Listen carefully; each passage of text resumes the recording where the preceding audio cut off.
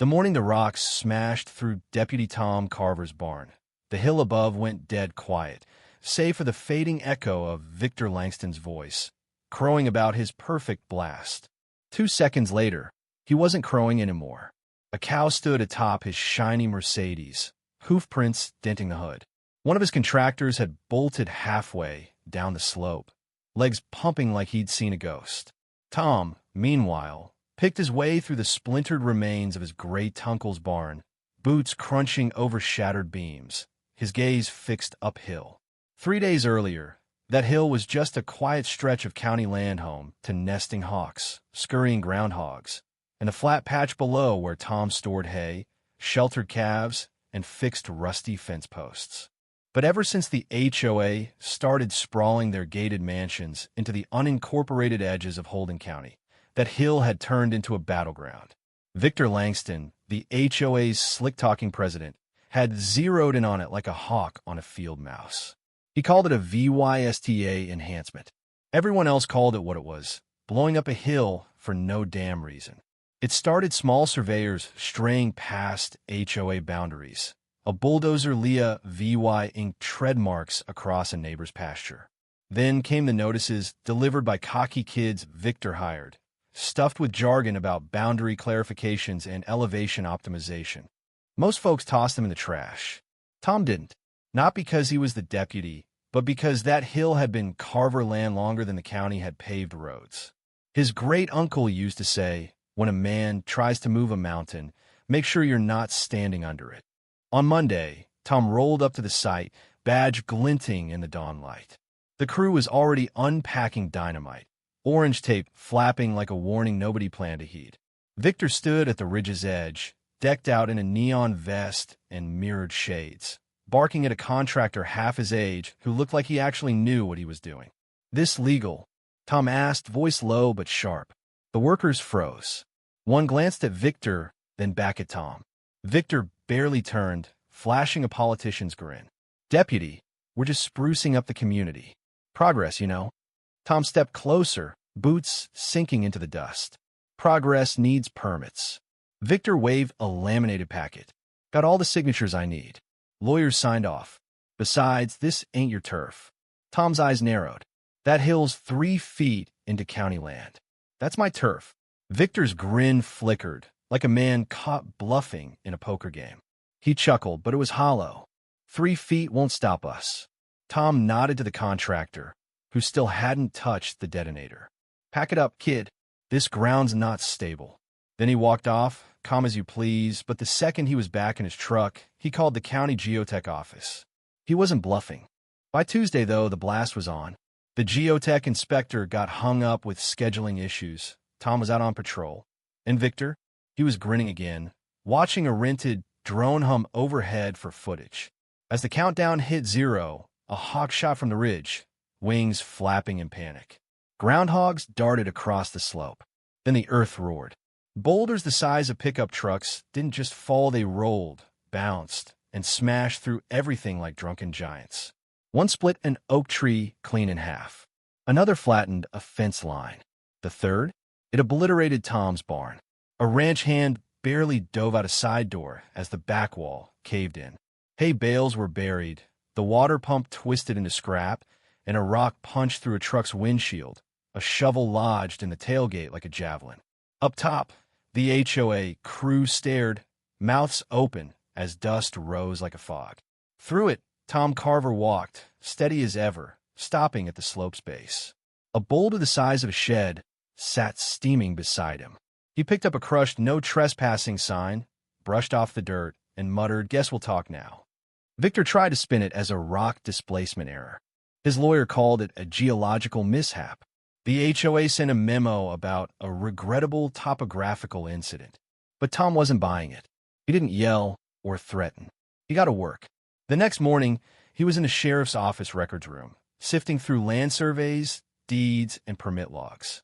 The deeper he dug, the uglier it got. Victor's blast site was 100 yards outside HOA turf, smack on protected agricultural land, locked down by a 1989 county clause. Victor hadn't just crossed a Linney, he'd dynamited it. Meanwhile, the HOA scrambled. Victor called an emergency meeting to backdate their expansion charter, hoping to call the blast landscape remediation. But not everyone was on board. A retired mechanic, Ed Ramsey, slipped the county a tip about the unauthorized blast.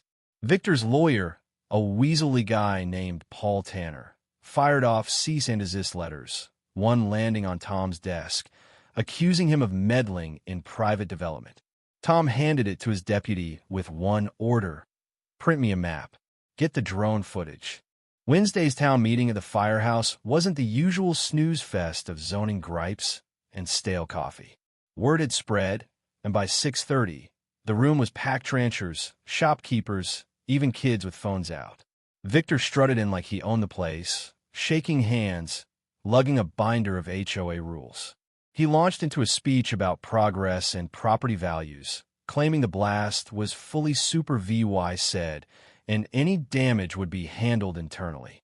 Then he leaned into the mic and said, "It's a shame some folks are turning this into a personal vendetta." That's when Tom stood. He didn't shout. He didn't need to. He nodded to the projector, and his deputy plugged in a flash drive. The room went silent as drone footage played explosives being set, wildlife fleeing, boulders crashing, the barn collapsing in a cloud of dust. Then came photos: a crushed feed silo, a rock in a truck's hood, an injured calf Tom had pulled from the rubble himself. Finally, a letter from the state blasting board appeared, signed by a licensed blaster who'd quit Victor's job over site instability and permit issues. Tom read it aloud, slow and clear. This man replaced a professional with an unlicensed crew, detonated without clearance, and destroyed county land in my barn. The silence was deafening. Victor tried to laugh it off, muttering about slander, but his voice cracked. Neighbors turned away. One board member slipped toward the exit. Tom looked at the fire chief. "I'm requesting a county suspension of all HOA work on that hill." The chief nodded. "You'll have it by morning." Victor left without a word, his binder clutched like a lifeline. The state stepped in fast. Agent Mark Ellison for Natural Resources showed up, badge flashing, with reports of unpermitted land damage in a wildlife zone. Tom handed over the drone footage, deeds, and photos of crushed nesting sites. By noon, a no-contact order froze all Hill active EY tie. The investigation turned criminal when they found the blast lead contractor was unlicensed, already in cuffs for another job. Tom kept digging, spotting a hole in Victor's HOA paperwork. His listed address was a model home, not legally occupied when he took leadership. A brown envelope slid under the sheriff's door one night, holding emails between Victor and a resigned board member, detailing faked occupancy records and skipped inspections. Fraud, plain and simple. Tom filed it with the county ethics office and waited. The HOA unraveled. Angry residents flooded their hotline, learning their dues funded Victor's legal mess. 3 board members quit. 2 got subpoenas. The Hill project was scrapped. The state found the blast had wrecked protected species habitats and destabilized the ridge, banning all future development. Wildlife cameras went up, locking the site tighter than a vault.